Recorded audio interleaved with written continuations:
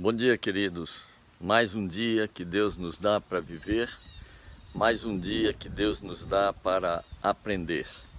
Hoje queremos aprender uma lição que está na palavra de Deus, mas que também está na criação. É a lição da beleza, da diversidade na unidade. Nós estamos aqui em Weston, na casa de Samuel e de Miriam. Viemos para a reunião do grupo da Igreja Episcopal Brasileira, que se reúne aqui em Miami. E hoje cedo eu vim trazer esta mensagem neste canteiro em particular, porque este canteiro me chamou a atenção pela grande quantidade de espécies que nós temos aqui de um mesmo tipo de planta. Essa planta, vocês podem ver, há delas de várias cores, mas são todas da mesma planta. Temos algumas mais escuras, algumas mais claras, diferentes tonalidades, algumas brancas, umas mais cheias, outras mais ralas, mas todas elas fazem parte de um mesmo canteiro e todas elas têm um mesmo propósito: embelezar esta casa. E isto me faz lembrar de uma palavra de Deus que está situado na carta aos Coríntios, primeira carta aos Coríntios, no capítulo de número 12, primeira carta aos Coríntios, no capítulo de número 12, a partir do verso de número 12 também.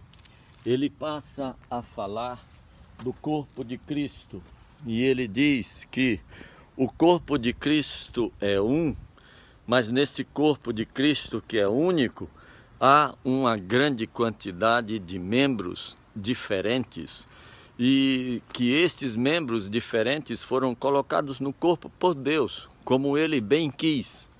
E não adianta o olho se queixar porque não é ouvido, não adianta o ouvido se queixar porque não é boca, não adianta a mão se queixar porque não é pé, não adianta o pé se queixar porque não é olho. O pé não nasceu para ser olho, o pé nasceu para ser pé, o olho não nasceu para ser ouvido, o olho foi criado para ver, a boca não foi criada para ouvir, foi criada para falar. Então Deus nos coloca da mesma maneira no corpo de Cristo. Não somos iguais, há pessoas diferentes no corpo de Cristo, com características diferentes, com dons diferentes, capacidades diferentes. E a ideia de Deus é que estas pessoas diferentes se reúnam para formar um único corpo, o corpo de Jesus Cristo.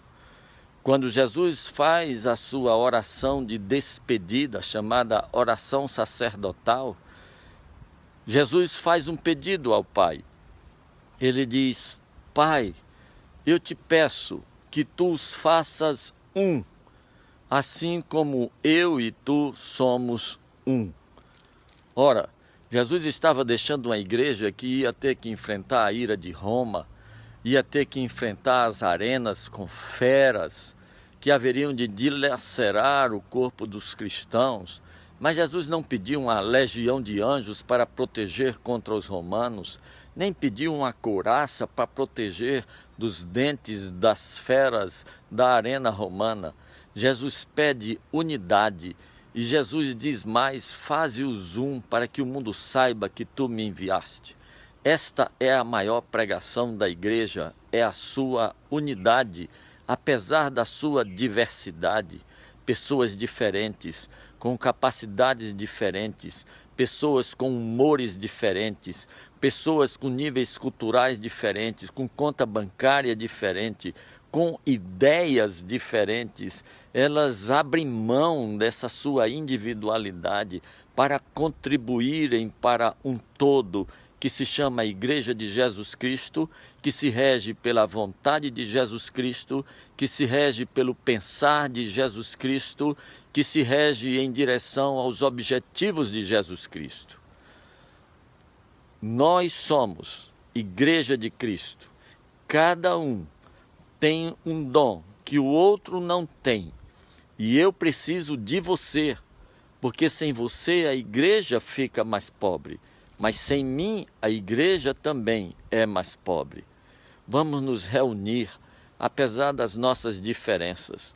Não interessa qual seja a ideia que você tenha, não interessa qual seja a inspiração brilhante que você tenha, se ela comprometer a unidade da igreja, a unidade do corpo de Cristo, ela estará trabalhando contra a igreja, ela estará trabalhando contra Cristo e ela deixará a igreja muda, porque igreja sem unidade não tem pregação, é para ficar muda. Esta é a lição que nós temos que ensinar ao mundo. E para isso eu vou ter que dominar o meu ego para que prevaleça a vontade de Deus na igreja que é de Deus.